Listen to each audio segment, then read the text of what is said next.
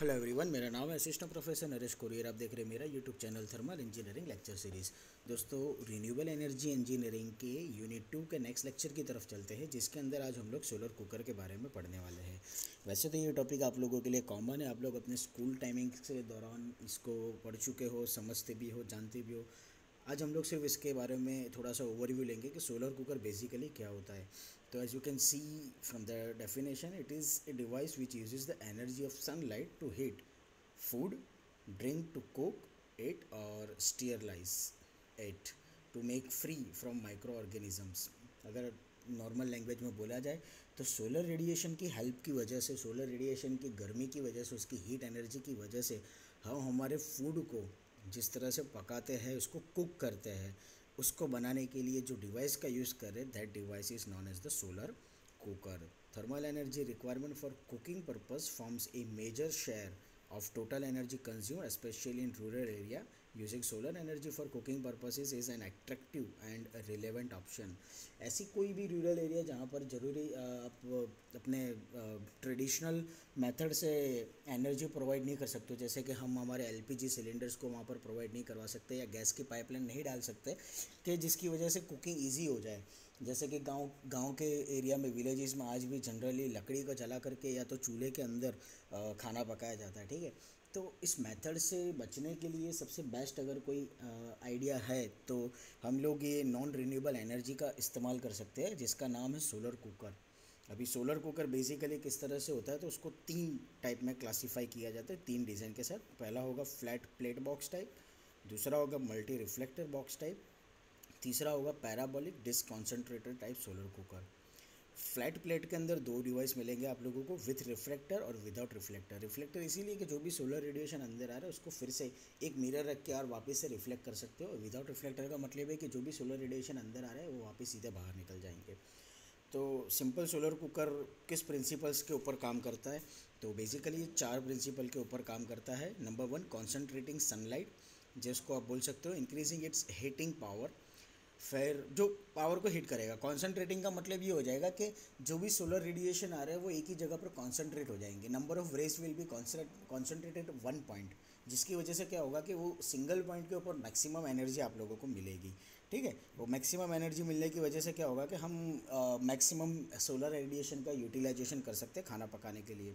फिर हमारे पास में दूसरा प्रिंसिपल होता है, वो है कन्वर्टिंग लाइट टू हीट। मतलब कि सोलर लाइट जो आ रही है उसको हीट के अंदर कन्वर्जन करना है। मतलब light absorption converts the sun's visible light into heat, substantially improving the effectiveness of the cooker. Cooker की इफेक्टिवनेस बढ़ाने के लिए कि आउटपुट में आप लोगों को मैक्सिमम एनर्जी मिले। Third principle is trapping heat. Trapping मतलब हीट को फंसा के रखना, एक ही जगह पर वो बार बार घूमती रहे, वैसा करना। ट्रैप मतलब फंसाना, हीट मतलब जनरेट की गई हीट को फंसा के रखना। यहाँ पर देखो कन्वेक्शन प्रोसेस होगा, क्योंकि सन रेज आप लोगों को मिल रहा है, आपके बॉक्स के ऊपर मिलेंगे। तो सबसे पहले आपका बॉक्स गर्म होगा, बॉक्स के अंदर आप लोगों ने जो भी फूड रखा है आपका, वो फूड गर्म होगा। मतलब कि यहाँ पर कन्वेक्शन प्रोसेस हो रही है from solid to your food, ठीक है। पहले तो सन रेज आए जो कि सॉलिड बॉडी के ऊपर पड़ेंगे, और सॉलिड बॉडी से फिर आपके इंटरनल जो भी फूड आप लोगों ने रखा है वो गर्म होगा। तो यहाँ पर कन्वेक्शन प्रोसेस होगी कुकर के अंदर। एटमॉस्फेयर में से जो भी हम लोगों ने एनर्जी, मतलब कि सोलर रेडिएशन हम लोगों ने जो एब्जॉर्व किया है, उसको क्या करना है, अंदर आपको फंसा के रखना है।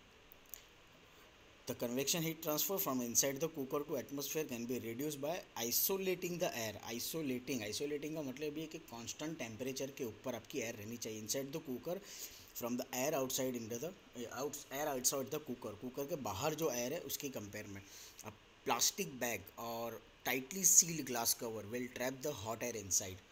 आप लोग देखना सोलर कुकर को कभी भी जनरली देखना कि वो कम्प्लीटली एयर टाइटन होता है। मतलब कि बाहर की हवा होगी वो अंदर नहीं आएगी, और अंदर की जो हवा होगी गर्म की गई वो हवा बाहर नहीं आएगी, ठीक है।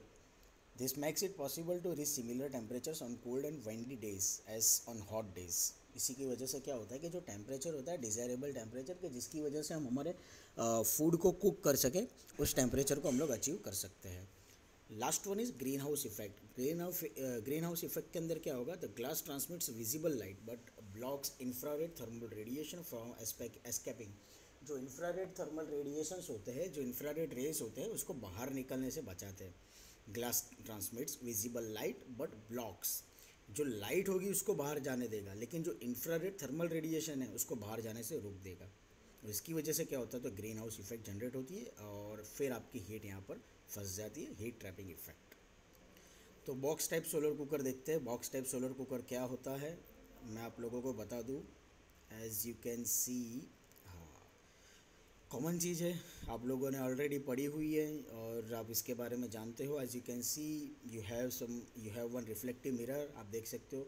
साइड में एक प्रैक्टिकल मॉडल का भी डेमोन्स्ट्रेशन दिया हुआ है। तो यहाँ से क्या होगा कि जो भी सनलाइट आई यहाँ पर आएगी और रिफ्लेक्ट होगी सीधे आपके बॉडी के अंदर। आप देख सकते हो यहाँ पर आपके पास में दो ब्लैक बॉक्स होंगे जिसके अंदर हम हमारा खाना रखेंगे पकाने के लिए। इसके ऊपर भी आप लोगों को एक मिरर दिख रहा होगा, वो क्या करेगा, तो ये मिरर इंफ्रारेड रेस को बाहर नहीं आने देगा। इसकी वजह से क्या होगा कि इस बॉक्स के अंदर जो भी एयर होगी वो कंटिन्यूसली गर्म होते रहेगी। बाहर की जो एयर होगी वो एयर अंदर नहीं आ पाएगी और अंदर की गर्म एयर जो होगी वो बाहर नहीं आ पाएगी, जिसकी वजह से क्या होगा कि इस एनक्लोज्ड बॉडी का जो टेम्परेचर होगा वो कंटिन्यूसली कांस्टेंट टेम्परेचर पर हाई रहेगा। ठीक है। जनरली क्या होता है, समर सीज़न और विंटर सीज़न के अंदर जो हम लोगों को टेम्परेचर चाहिए वो टेम्परेचर की वैल्यू होती है। विंटर सीज़न के अंदर हम लोगों को मिलता है 140 डिग्री सेल्सियस और समर सीज़न के अंदर हम लोगों को मिलता है 160 डिग्री सेल्सियस। और एक स्टैंडर्ड डायमेंशन होता है आप लोगों के मॉडल का 60 centimetre bye 60 centimetre bye 20 centimetre height. और जो सोलर कुकर का जो टेम्परेचर होता है वो मेंटेन किया जाता है 70 टू 110 डिग्री सेल्सियस टेम्परेचर तक, कि जिसकी वजह से हम लोग हमारे फूड को ईजिली कुक कर सके, जो कि स्लोली होगा, काफ़ी धीमे प्रोसेस होगी, स्टेडी स्टेट कंडीशन पर होगी और इतना होगा कि वो हम लोग आराम से उसको पका सकते हैं। देखो पका सकते हैं इन द सेंस के उबालना हो जाएगा। ठीक है। जैसे चावल ले लो, आप चावल को रखोगे, चावल सिर्फ आपका उबल जाएगा। दाल रखोगे तो दाल आपका सिर्फ उबलेगी, दाल आपकी उबल जाएगी, जस्ट लाइक दैट। तो सॉरी, हम लोग इसके डिज़ाइन देखते हैं। एज यू कैन सी, तो ये सोलर रिफ्लेक्टर मिरर हो गया। ठीक है। कुकिंग पॉट्स, ये दो पॉट्स हो गए एज यू कैन सी। ठीक है। फिर ये ग्लास कवर है जो आप लोग देख सकते हैं, यहाँ पर ये आप लोगों का ग्लास कवर है जो कुकिंग पॉट्स के ऊपर रखा गया है। ठीक है। फिर आपकी बॉडी जिसके डायमेंशन आप लोगों को दिए हैं 60 सेंटीमीटर बाय 60 सेंटीमीटर और 20 सेंटीमीटर की हाइट।